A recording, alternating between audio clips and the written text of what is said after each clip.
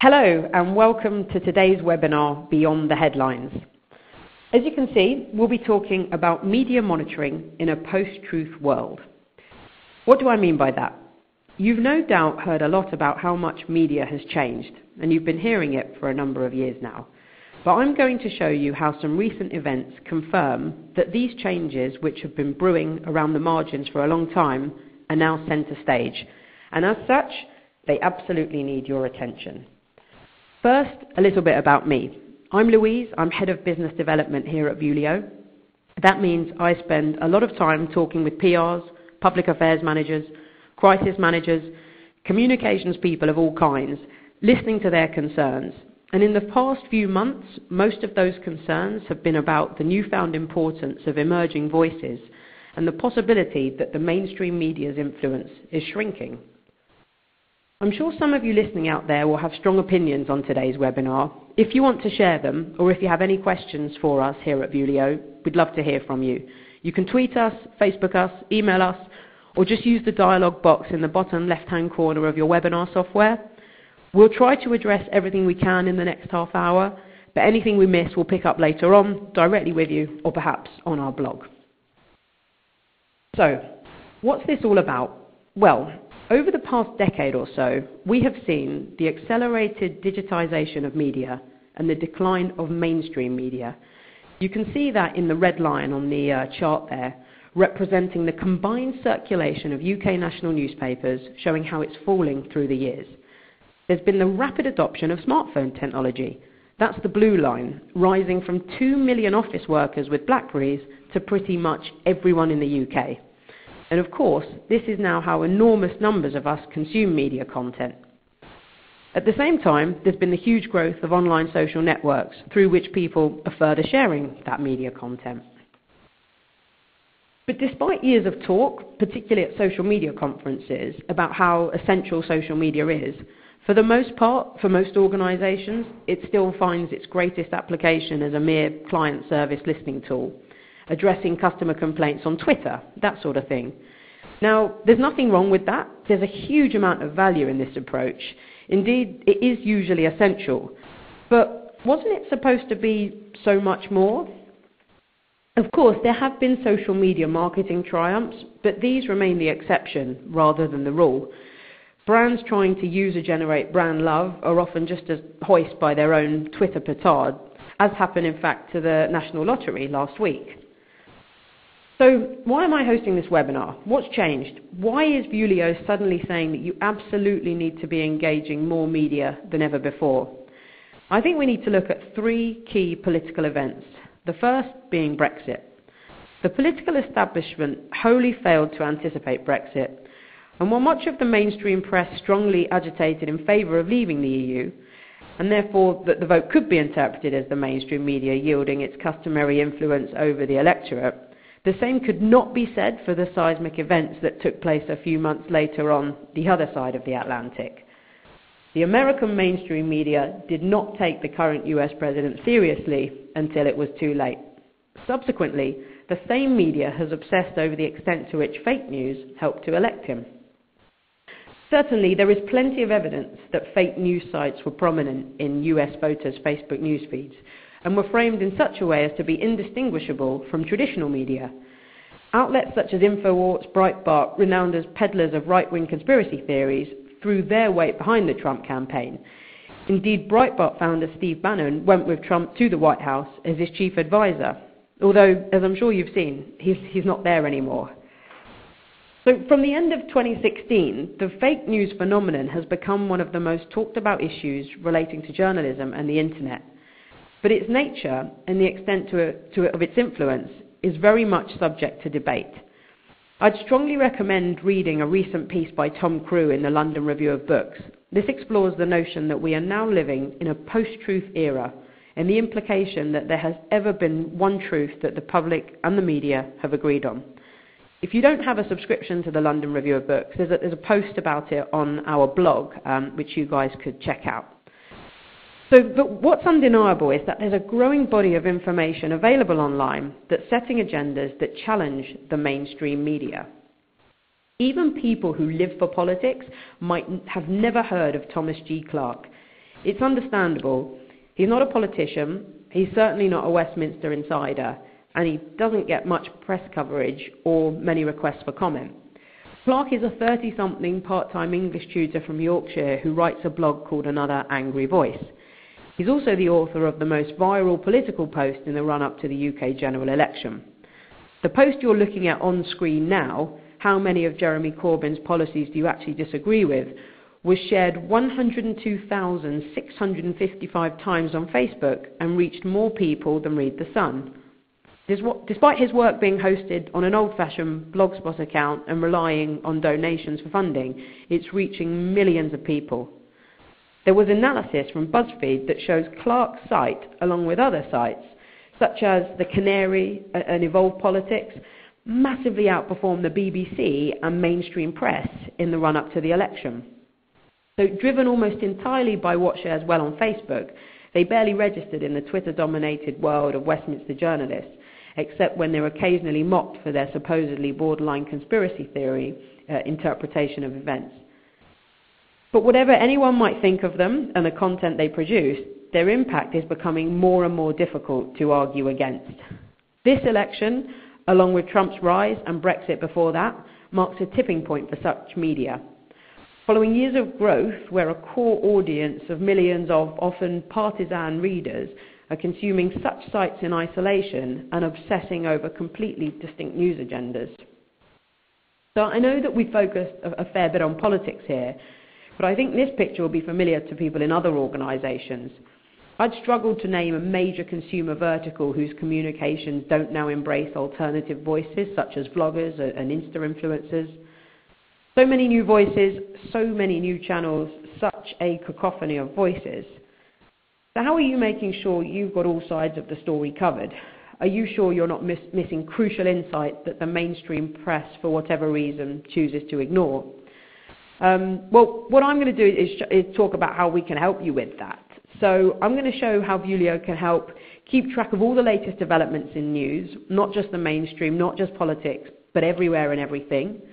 You show how our platform can help you find the right content across millions of sources and also analyse that content in real time.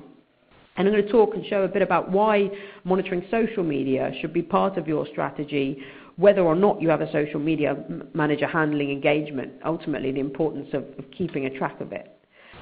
So I'm going to jump into the Vuelio platform. If there are any questions, as I said, that have even arisen so far whilst I've been talking, please do fire them over to us via the different channels that we discussed. But just in terms of Vuelio, what are we all about? We provide an online communications management platform. Media monitoring is a very big part of that as the focal point for today's discussions. And when it comes to media monitoring, we don't just monitor the traditional press, which is obviously what we're talking about today. We monitor across all mediums. So that would be traditional print, it would be online, also social media, also blogs. What's unique to our solution is the way in which we integrate that content into one platform. We present that content in one uniform way.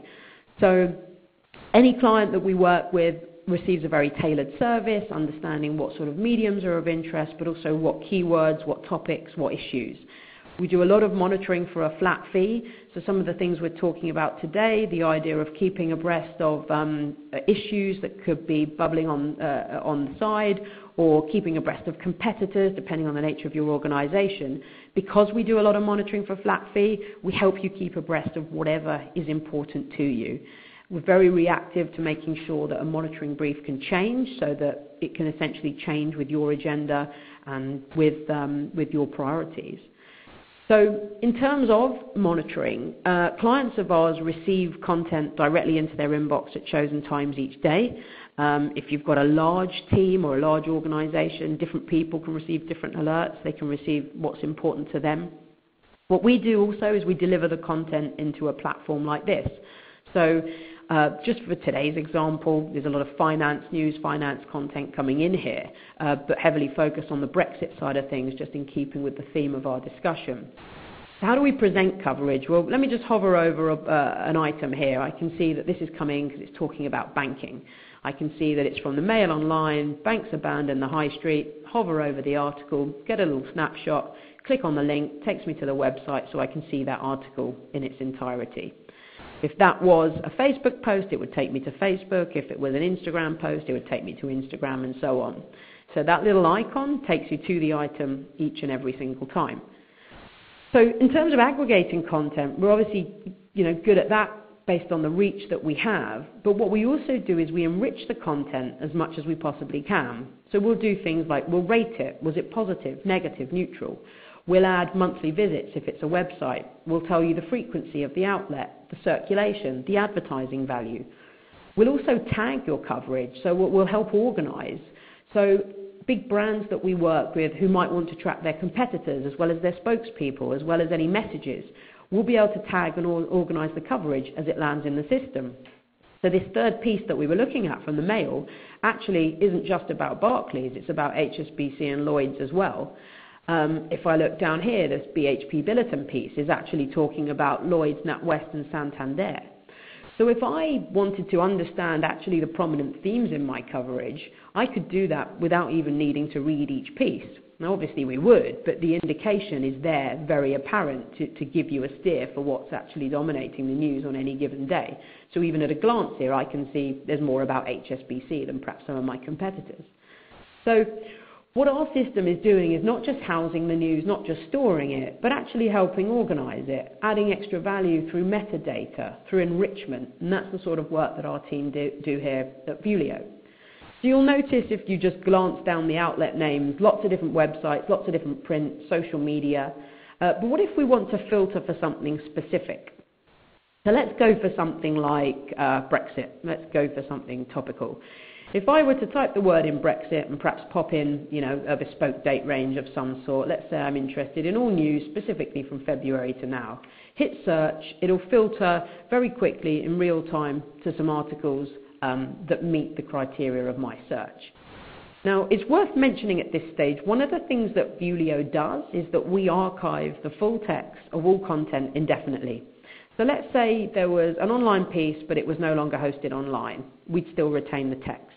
Let's say it was a print article where you could no longer download the PDF because of NLA regulations. Again, we'd still hold the full text.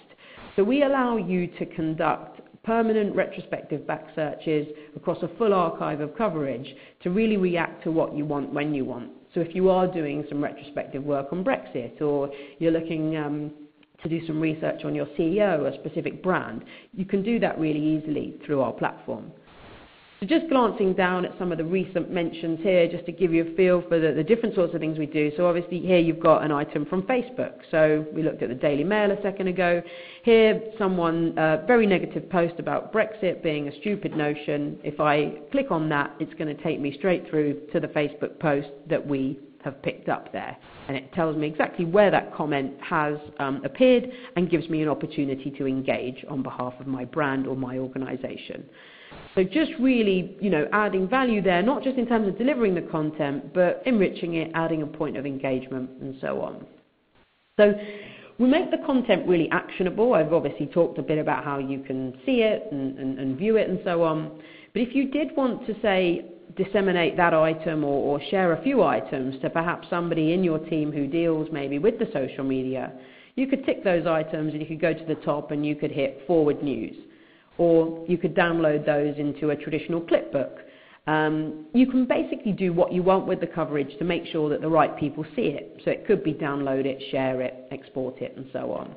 And you do that simply by ticking the items of interest and then applying features up here to the ones that you've selected. But just in terms of further filtering coverage, let's go back up to the top. So I've still got 101,000 items on the screen. So, in terms of actually what do I want to do with that, I probably want to filter it further. So we've found all Brexit mentions, but what happens if I want to find all of the negative mentions about Brexit? I could do that just by going negative and then running an additional filter. So I could actually find out, okay, what are people saying about this topic, but specifically, what are they saying that's negative? Because if I was in favour, I could then try and understand the negative comment that's against my opinion. So just to give you a feel for how you can filter it, really, really easy to do that by perhaps putting additional filters to say, okay, I want to know about news from Brexit, but specifically in relation to some of my competitors. So I'm Barclays as an example here, but I want to know with regards to some of these banks. So I can keep adding the appropriate filters until my heart's content, ultimately finding the coverage that's important to me. And just to reiterate, this is obviously across all different mediums. So if I want to filter just for online news, just for print news, just for social, I can do exactly that. Some of you who may know Vuelio may also know that we provide a media database, a journalist and blogger or influencer database as it's regularly termed. Now, our media monitoring integrates with our media database. In simple terms, that means that you can filter content by publication or by contact, by outlet. So I want to see all news specifically from the Financial Times. I could do that just by typing in the outlet that I'm interested in. I could do exactly the same for a specific media contact that I'm interested in. I could also do the same for a target outlet list. So I could be a brand and I could have 10 targets that are really key for me, or I could be an insurance company and there's 10 insurance trades that are really important to me. I could have those saved in a list. I could then easily filter the coverage to see what I've got from those targets. There's a very high level of integration here between the data, between the news to help you understand where you're getting coverage. We also do some great and quite unique things where we can show you specific results that have been generated by one of your releases. Now this is just a demonstration account, but if I were to pick a release such as that one, I could absolutely see the coverage that's been generated from that piece particularly. So there's a lot you can do to filter the coverage. It's all about finding what you want at a time that's important to you. But ultimately, whatever you leave on the screen, you can analyse. You can then report on in real time. So if I were to hit this button, it will then load up in real time some analytics, some insights on that particular set of results. And this is where we're helping a lot of our clients report back on perhaps issues, or reporting back on the unexpected, or perhaps even something really positive to say, look, we issued this release last week and here's all the great coverage we've had off the back of it. Now, I can see that the screen sharing looks like it's slowing down the reports ever so slightly, but just whilst that's loading, I can also, I think it's going to appear in just a second, but yeah, just to explain what this is all about, if I were to be any sort of client using this solution for reporting, you could set up, say, fixed reports that you do every month or every quarter, but the more powerful function is to come in and to find coverage that's based on a very specific topic or issue criteria, and then report on that specifically to be able to say to a senior colleague or to a leadership team, these are the insights on that content. So you have a feel for the sort of thing that's on the screen now. For the traditional PRs on the call, the sorts of metrics that you guys probably use day in, day out to track volumes, breakdown of news by source, circulation figures, looking at advertising values, how unique visits are trending, what is the sentiment? Bear in mind we are only looking at negative coverage, obviously it's showing it as wholly negative. How's news tagged? Is it mainly about us or our competitors? Which media type are we getting most coverage from? Is it newspapers? Is it television? And which outlets are talking about us the most? So these sorts of insights are available in real time, but ultimately these insights are available based on the search on that previous screen. So I'm only looking at Brexit negative news over a time period, and I can see not just what I want to see from a statistical perspective, but also how I'm doing from a competitor perspective. So in this Brexit news, which banks are talked about the most? What's the momentum of that coverage? Clearly HSBC have had a recent peak, and so on and so forth. So we spend a lot of time working with our customers to understand the insights that are important to them. We customize dashboards, build reports, and ultimately give the end user a system that's user-friendly and that's easy to navigate, but ultimately tailored to what they want to look at. So that's a bit about the monitoring, about how we source content, about how we can help you report on it, and so on. But there is one other tool that's worth showing you guys very quickly, which is something that has, I guess, taken the market a little bit by storm over the course of this year, which is something called the Vuelio Canvas. Now, I am going to go to a Brexit canvas for this example. So we talked about analytics, we talked about how you can report on news to pull off insights, but what about if you want to showcase coverage and you want to do that in a visually appealing, engaging way? Well, that's what the Vuelio canvas is all about. So we've built a wall here which has got news about Brexit from a multitude of different sources. So there's a video, if I play that, it'll play it right now live on the screen. There's something from Twitter, there's news from The Sun. Basically, whatever the source, I can have the content displayed on here. So I've got a chart showcasing mentions, I've got a Vuelio report that I could actually download. So our clients are using a wall like this to showcase coverage, perhaps in relation to a specific campaign, perhaps an event, or perhaps just showcasing the week's coverage or the month's coverage or the quarter's coverage. And that's what the canvas is all about. It's a wall that is designed by the end user. You decide which content appears, which tiles, how they're ordered, how they're templated and so on. And then once you're ready to share it, you share it via a custom URL, which is something that you would just obtain from the Vuelio system. So just to give you an idea, as I scroll through here, just to give you a feel, this is all news about Brexit, a lot of it very recent. But if I was responsible for perhaps, reporting on Brexit on behalf of my organisation, this would be a great way to showcase, to put our view forward and to basically summarise what's being said.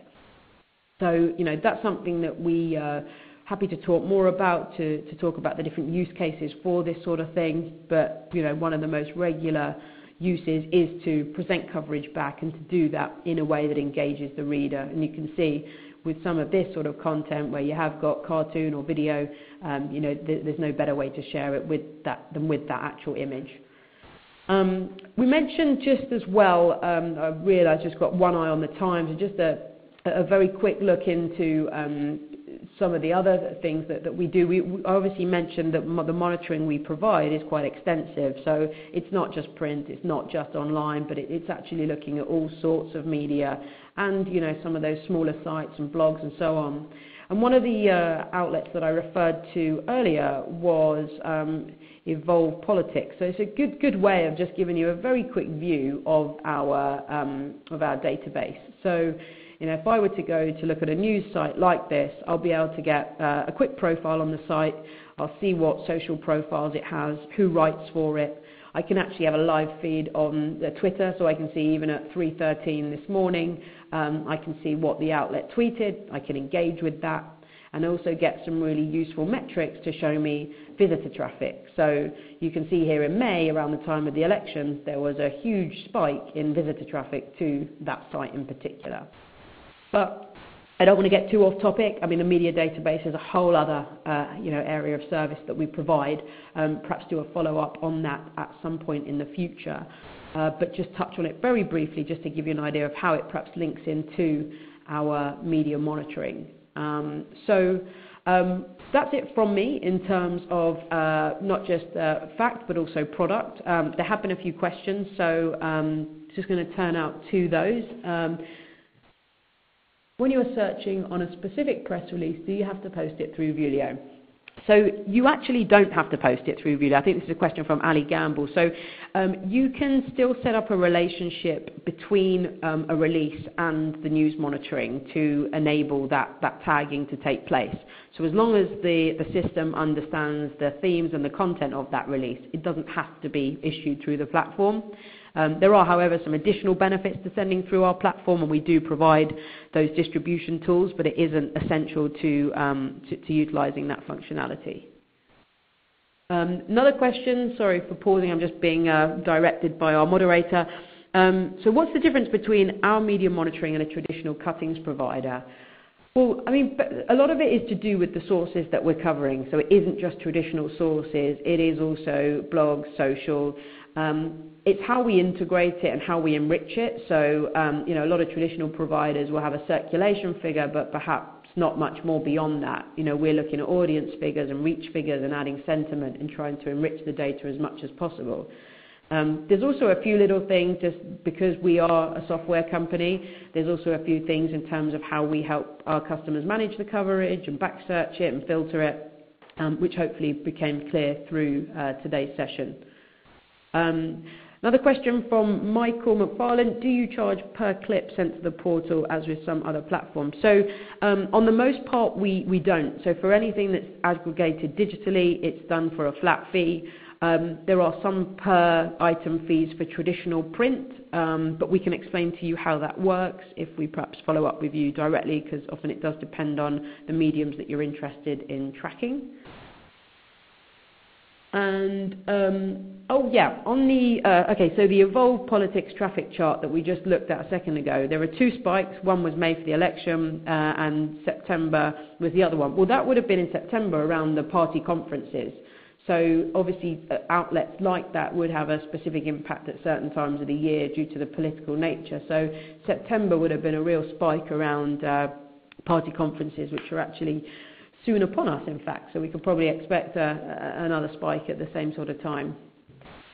So I think there are some other questions, but we're always keen to, keep to time and let everyone get back to the day job. So I really hope everybody's found it useful. We'll make sure that we follow up directly with the people that have asked questions, and we'll be sending out some more info just following on from today's session. So have a good afternoon, everybody, and thank you very much for joining.